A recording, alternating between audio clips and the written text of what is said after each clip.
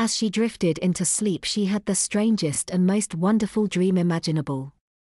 Images of herself as a baby flashed in her mind on rapid fire before fading into a scene where her 17-year-old self was lying in a crib just like Amanda's, in a room just like Amanda's. Just as the fade-in was complete, baby Jessica awoke and the perspective changed to inside her head. It was a really strange feeling, Jessica's dream self noted.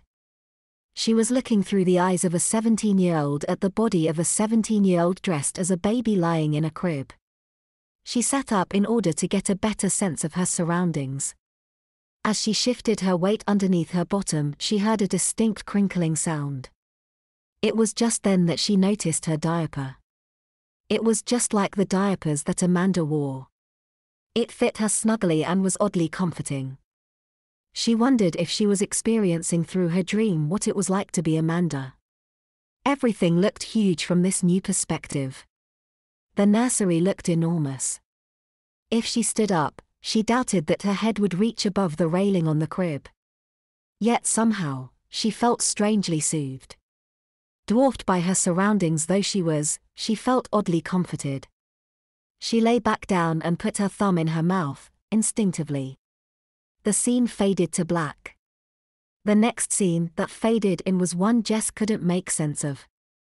She was still lying in a crib, still sucking her thumb, and still wearing a snug diaper, but she was not in the Roberts house. The room surrounding the crib she was in was her own room in her own house. She recognized all the Britney Spears posters on her wall and her desk. The crib she lay in was where her bed was supposed to be. Where her red oak dresser used to be there was a pink painted pine changing table completely stocked with disposable diapers, baby wipes, and powder. Then her dream became stranger. Elizabeth, her 14-year-old sister, walked in and stood at the railing of the crib, staring down at her. "Hi there, baby girl," Elizabeth cooed as she lowered the crib railing. "You're awake, I see. I just thought I'd come up and see if your diaper needed changing." Jessica could hardly believe her ears. She realized that since she was apparently sleeping in a crib, sucking her thumb, and wearing a diaper, that it was entirely possible that her diaper needed changing. Still, didn't Elizabeth remember that Jessica was 3 years older than she was? This was all very strange.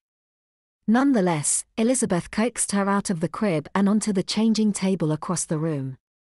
Just as Elizabeth removed the tapes and pulled the front of the diaper from between Jessica's legs to rest on the changing table was Jessica, startled by the sound of crying.